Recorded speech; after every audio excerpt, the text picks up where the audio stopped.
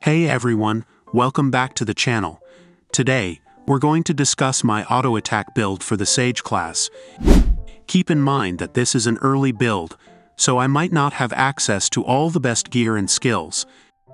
However, I'll do my best to provide you with a solid foundation for building your Sage character.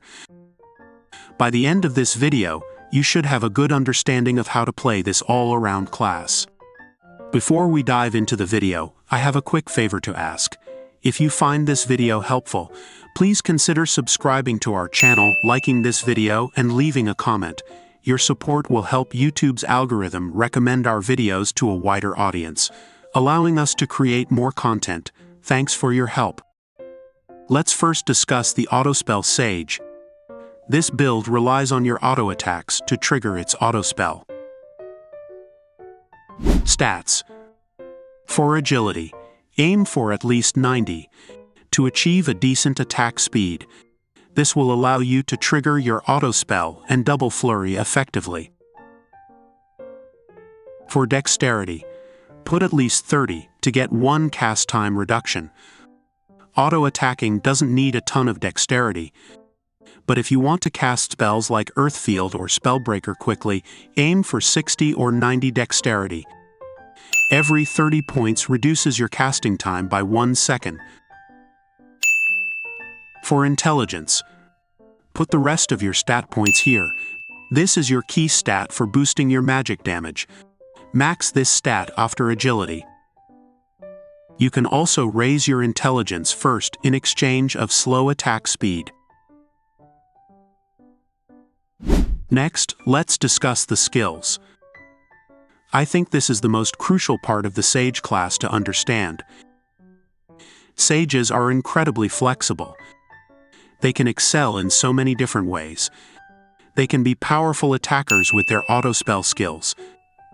They can support their party members with those awesome elemental fields, and they can even disrupt enemies with their mental breaker and other debuff skill.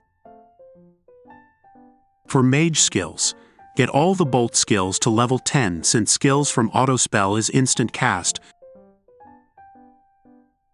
But if you prefer a much lower cast time, you can get level 5 bolts and the rest of the skill points is up to you.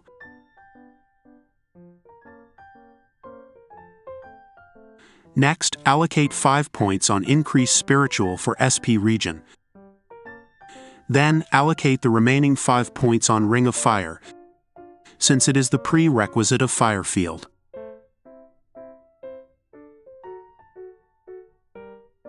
When you turn into a Sage, put the first 10 points on autospell. This will make your auto attack trigger bolt spells. The higher its level, the higher the chance that your autospell triggers. Put at least 1 free cast while leveling your autospell. This will give you the ability to move and attack while casting a spell. Next, put 5 points on Upgrade Book to increase your damage. You can allocate 5 points on Fire Field to get an additional of 5% fire damage and 60 attack on your party. This is also a prerequisite for Flammable Net, which you can later use if you are doing instances or PvP. The distribution of the remaining points is entirely up to you, but I suggest that you also get the Water Field and Wind Field, so you will have the freedom to switch different grinding spots that has different elements.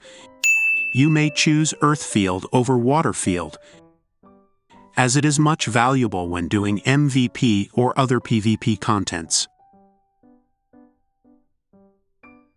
When you reach Professor class, prioritize on maxing mental agitation for additional magic defense reduction on your target. This effect stacks, amplifying your damage output. Next is Double Flurry. This will give your bolt spells a chance to trigger twice. Next is Quick Casting for variable cast time reduction. You can allocate some points on Flammable Net for PvP and other instances. You can also consider getting HP conversion for unlimited SP, which converts a portion of your HP into SP. The rest is up to you.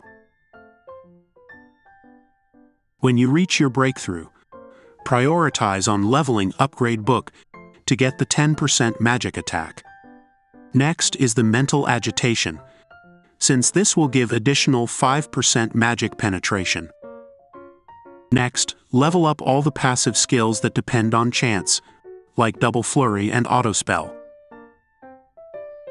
Later on, when you progress into a sorcerer, you'll gain access to new set of skills, including Magic Fist, which guarantees a 100% chance to trigger your bolt spells. Keep in mind that this build may need adjustments as you progress to the sorcerer class. Next that we will discuss is the equipment. Instead of going for all that expensive gear the game tells us to use right away, let's start with the most practical one. Adventure Master Set. This set offers a solid foundation with all the important stats, including Ignore Magic Defense that you will need when starting the game. The best part is that we can farm these equipment without spending our Zeni, since it can be earned by completing Rift instances. Additionally, unlocking the third task rewards you with refined equipment, saving you time and resources. We can use this temporarily while we are still farming for our target equipment. When it comes to headgear, you can use White Knight Helm for MVP. For leveling, you can buy Snowchild. But if you are saving Zeni, you can use Charm Dance Princess, which you can get in the game for free. For the face, you can use Evil Eye, which gives plus 10 Ignore Magic Defense.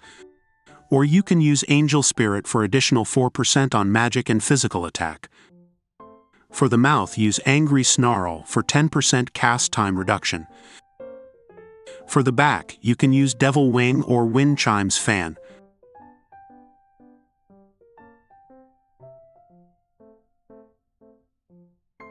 For the tail, use Sea Soul's Tail for additional plus 2 stats on all attributes and 4% element damage increase. Then, once we have enough resources, we will change our equipment to Silk Robe and Tidal Boots combo. This will give us a 10% chance to change the enemy's element into water type. For the armor, you can use Natokig's Manto. And for the accessories, you can use Pocket Watch and Orleans gloves.